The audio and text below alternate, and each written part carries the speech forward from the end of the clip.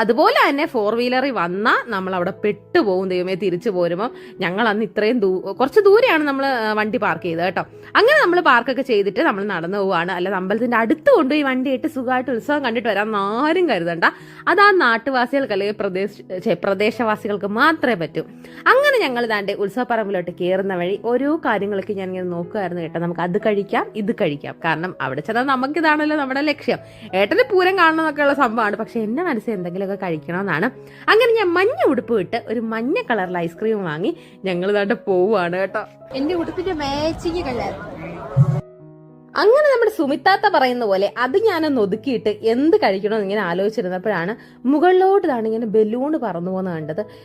എന്താ സംഭവം എനിക്ക് മനസ്സിലായില്ല. ഇനി ബലൂൺകാരെ ഇന്ന് വല്ലതും വിട്ടു പോയതാണോ? പിന്നെ അവിടെ എന്തോ കുതിരപ്പിടുത്തത്തിന്റെ എന്തോ ഇടയ്ക്ക് ഇങ്ങനെ കുതിരയുടെ മേളിൽ ഇത് പോകുന്നതാന്നൊക്കെ പറഞ്ഞു. എന്തോ സംഭവം എനിക്ക് മനസ്സിലായില്ല.